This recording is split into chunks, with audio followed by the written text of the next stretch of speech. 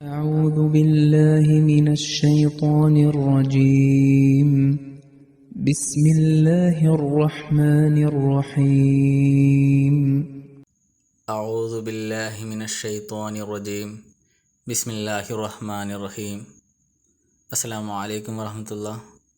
കഴിഞ്ഞ ദർസിൽ നബി സല്ലല്ലാഹു അലൈഹി വസല്ലമിന് ഖുർആനിക വഹി നുബുവത്തിൻ്റെ തുടക്ക കാലഘട്ടത്തിൽ നീണ്ട ഇടവേളകൾക്ക് ശേഷം വിശുദ്ധ ഖുർആൻ്റെ വഹി ഇറക്കപ്പെട്ടതിൻ്റെ ഔചിത്യത്തെ സംബന്ധിച്ച് പറയുകയുണ്ടായി. ഈ ഒരു ഇടവേളയിലാണ് നബി സല്ലല്ലാഹു അലൈഹി വസല്ലമിന് വഹിയെപ്പറ്റി കൂടുതൽ ചിന്തിക്കാൻ സാധിച്ചത്.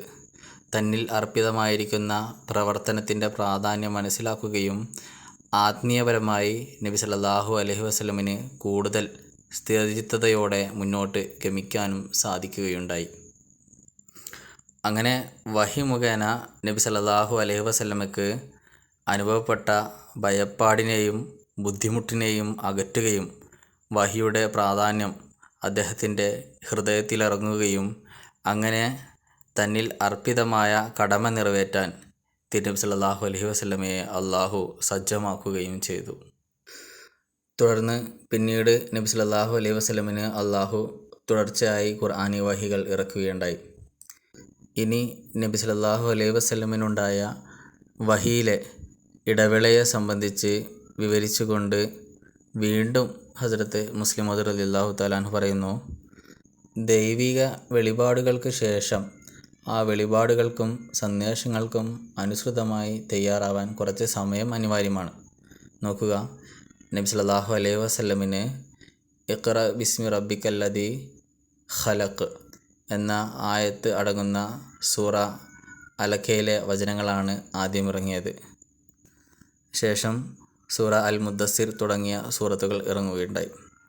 അള്ളാഹുവിൻ്റെ അടുക്കൽ നിന്നുള്ള ഭാവിയെ പറ്റിയുള്ള സുവാർത്തകളും നബി സല്ലല്ലാഹു അലൈഹി വസല്ലമയുടെ മേൽ അർപ്പിതമായ കടമകളെ സംബന്ധിച്ചും അവ ഏത് രീതിയിൽ പ്രാവർത്തികമാക്കണമെന്നും ആ ലക്ഷ്യം കരഗതമാക്കാൻ എങ്ങനെ പ്രയത്നിക്കണമെന്നും ഇതിനായി നബി സല്ലല്ലാഹു അലൈഹി വസല്ലമയുടെ ബുദ്ധിയെയും ചിന്താ ശക്തിയെയും പാകപ്പെടുത്തേണ്ടിയിരുന്നു. അതിനാൽ സൂറ അലഖയ്ക്ക് ശേഷം മേൽപ്പറഞ്ഞ കാര്യങ്ങളടങ്ങിയ സൂറ അൽ മുദ്ദസ്സിർ നബി സല്ലല്ലാഹു അലൈഹി വസല്ലമിന് ഒരു ഇടവേളയ്ക്ക് ശേഷം ഇറങ്ങുകയുണ്ടായി. എന്തായാലും ദൈവിക കൽപ്പനകളും സന്ദേശങ്ങളും വന്നാൽ അത് തന്നിൽ അർപ്പിതമായിരിക്കുന്ന ഉത്തരവാദിത്തങ്ങൾക്കും തൻ്റെ ലക്ഷ്യത്തെയും മനസ്സിലാക്കാൻ ഇടവേളയുടെ ആവശ്യം നിർബന്ധമായിരുന്നു. ആയതിനാൽ മുൻകഴിഞ്ഞ പ്രവാചകന്മാരോടും ഈ രീതിയിലാണ് അള്ളാഹു അവലംബിച്ചതെന്ന് നമുക്ക് കാണാൻ സാധിക്കുന്നതാണ്. ഹദ്റത്ത് മൂസ അലൈഹിസ്സലാം ഫലസ്തീനിലൂടെ യാത്ര തിരിക്കവേ അദ്ദേഹത്തിന് വെളിപാടുണ്ടായി. യാ മൂസ ഇന്നി അന റബ്ബുക ഫഖ്ല അലൈക ഇന്നക ബിൽവാദിൽ മുഖദ്ദസി തുവ. അല്ലയോ മൂസ, തീർച്ചയായും ഞാൻ തന്നെയാണ് നിൻ്റെ നാഥൻ. അതിനാൽ നീ നിൻ്റെ 2 ചെരുപ്പുകളും അഴിക്കൂ, എന്തെന്നാൽ നീ പരിശുദ്ധമായ തുവ താഴ്വരയിലാണുള്ളത്. സൂറ ത്വാഹ. എന്നാൽ ഹസ്രത്ത് മൂസ അലൈഹി ഇസ്ലാമിന് ഈ വെളിപാടിന് ശേഷം പിന്നെ ഒരു ഇടവേളയ്ക്ക് ശേഷമാണ് ഫലസ്തീനിൽ നിന്ന് മിസ്റിൽ എത്തിയപ്പോഴാണ് അടുത്ത വെളിപാട് ഉണ്ടാകുന്നത്. ഹസ്രത്ത് മുസ്ലിം മൗഊദ് റളിയല്ലാഹു തആല അൻഹു പറയുന്നു, അന്നത്തെ കാലഘട്ടത്തിൽ ഫലസ്തീനിൽ നിന്ന് മിസ്റിൽ എത്തിച്ചേരുക എന്നത് എളുപ്പമായിരുന്നില്ല. മറിച്ച് ചുരുങ്ങിയത് 2 മാസമെങ്കിലും എടുക്കുമായിരുന്നു. ചില സന്ദർഭങ്ങളിൽ 6 മാസത്തോളവും എടുക്കുമായിരുന്നു. ഈ ഒരു ഇടവേള ഹദ്റത്ത് മൂസ അലൈഹി ഇസ്ലാമിന് ആദ്യ വഹിയിൽ നിന്നുണ്ടായ കാര്യം ഗ്രഹിക്കുവാനും തൻ്റെ കടമയുടെ പ്രാധാന്യം മനസ്സിലാക്കാനും അതിനനുസൃതമായി തയ്യാറാകാനുമുള്ള സമയമായിരുന്നു.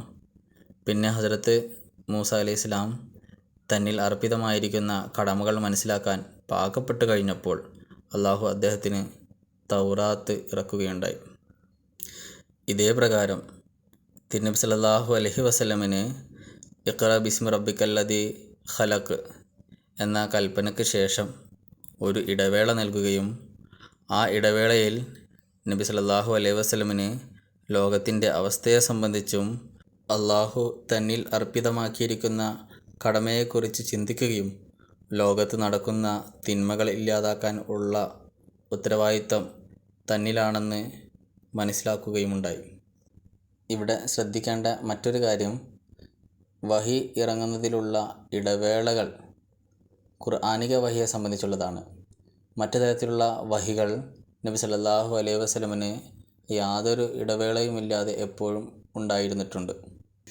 ഇതേപോലെ റൂഹുൽ ഖുദ്സ്, പരിശുദ്ധാത്മാവ്, ഹദറത്ത് ജിബ്രീൽ അലൈഹിസ്സലാമിൻ്റെ സാന്നിധ്യം എപ്പോഴും നബി സല്ലല്ലാഹു അലൈഹി വസല്ലമയോടൊപ്പം തന്നെ ഉണ്ടായിരുന്നു. ഒരിക്കലും തന്നെ റൂഹുൽ ഖുദ്സിൻ്റെ, ഹദറത്ത് ജിബ്രീൽ അലൈഹിസ്സലാമിൻ്റെ സാന്നിധ്യം ഇല്ലാതാവുന്ന അവസ്ഥ തിരുനബി സല്ലല്ലാഹു അലൈഹി വസല്ലമന് ഉണ്ടായിട്ടില്ല. ഇത് സംബന്ധമായി ഐന കമാലാത്തെ ഇസ്ലാം എന്ന തൻ്റെ ഗ്രന്ഥത്തിൽ ഹദരത്ത് മസീഹ് മൗഊദ് അലൈഹി ഇസ്ലാം വിശദീകരിച്ചിട്ടുണ്ട്. വാ ആഖിറു ദഅ്വാനാ അനിൽ ഹംദുലില്ലാഹി റബ്ബിൽ ആലമീൻ. ജസാക്കല്ലാഹ്.